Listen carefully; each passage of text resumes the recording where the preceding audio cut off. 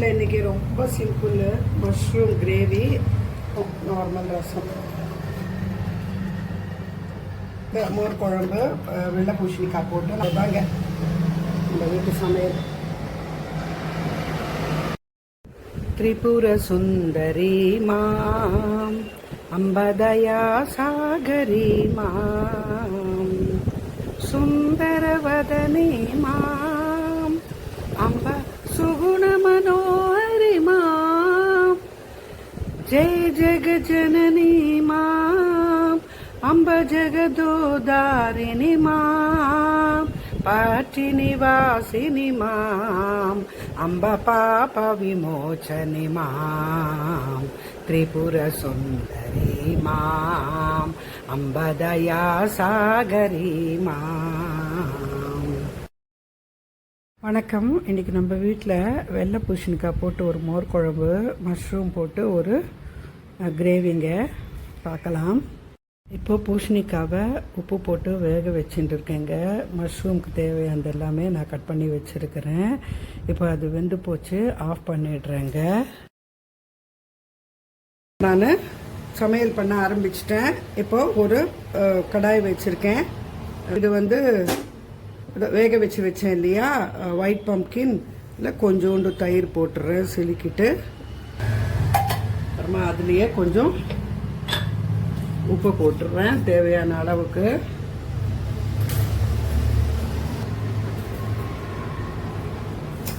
போட்டுட்டு மிக்ஸ் பண்ணிடலாம். நான் கொஞ்சமாக தாங்க பண்ண போகிறேன், பார்க்கலாம். இப்போ பேன் சூடாயிடுச்சு. இப்போ இதில் நான் எண்ணெய் விட்டுக்கிறேன் கொஞ்சம். மோர் குழம்பு தாளிச்சிக்கிறதுக்கு எண்ணெய் சூடாயிடுச்சு. கடுகு, ஜீரகம் போடலாம், வறுபடட்டும்.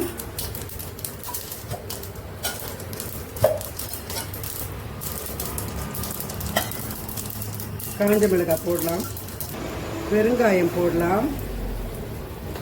போட்டுட்டு கொஞ்சம் கருவேப்பிலையை போட்டுடலாம். இதில் போட்டுடலாம்.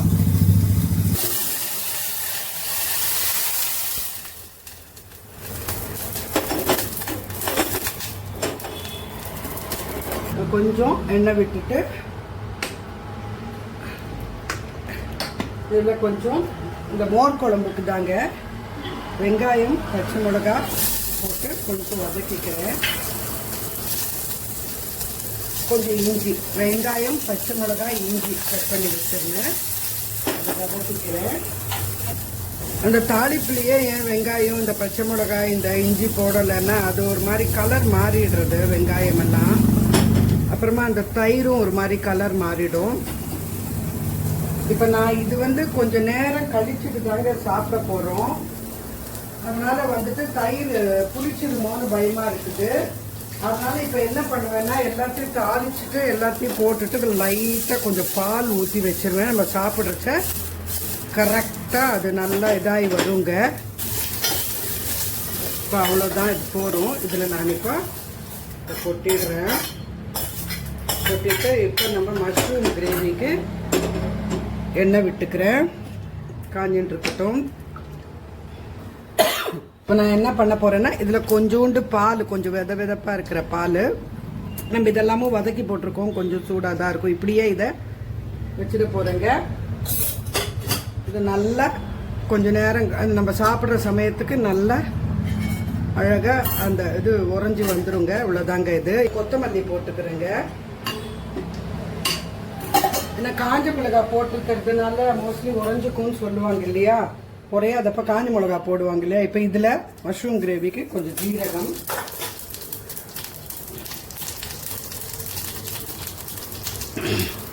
கொஞ்சம் இஞ்சி, கொஞ்சம் பூண்டு, பச்சை மிளகாய் 3 மெலிசாக கட் பண்ணியிருந்தா நீங்கள் இடித்து கூட போட்டுக்கலாம்.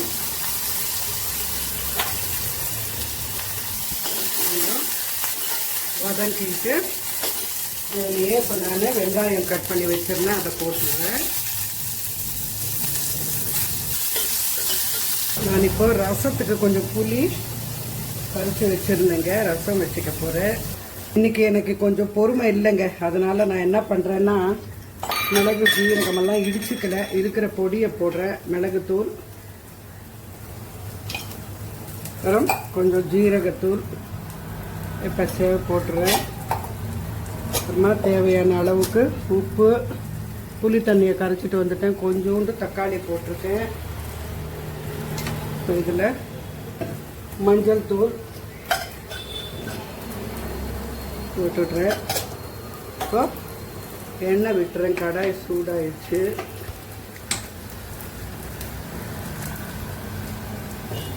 மல்லி, கருவேப்பிலை இதுலேயே போட்டுறேன். தக்காளி போட்டுட்டேங்க. இப்போ இது வந்து காஞ்சிச்சு. இப்போ இதில் கொஞ்சம் கடுகு போட்டுட்டு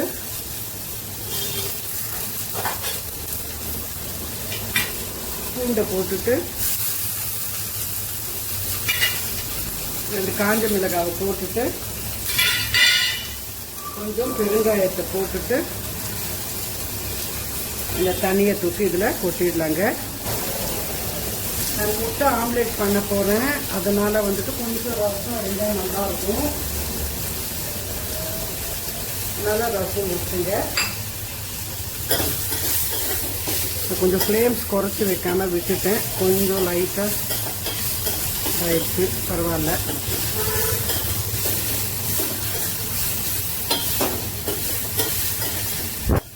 இப்போ இதுக்கு உப்பு போடலாம், மஞ்சள் தூள்,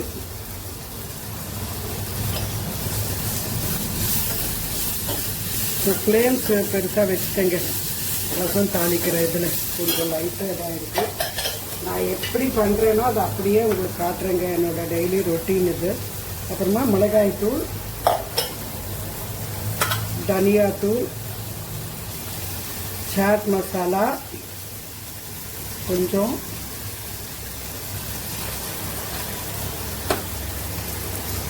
கரம் மசாலா போட்டுட்டு வதக்கிக்கலாம்.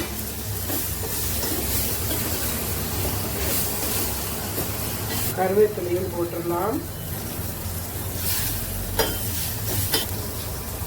இப்போ இதில் நம்ம க்ளீன் பண்ணி வச்ச மஷ்ரூமை தூக்கி போட்டுருங்க. இது கொஞ்சம் தண்ணியிலேயே போட்டிருந்தா கொஞ்சம் கலர் கொஞ்சம் மாறாமல் இருக்கும்.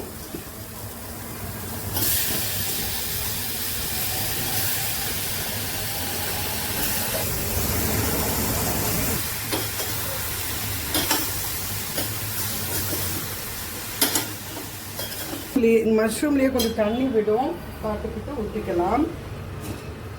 உங்களுக்கு கிரேவி எப்படி தேவையோ அதுக்கு தகுந்த மாதிரி ஊற்றிக்கோங்க.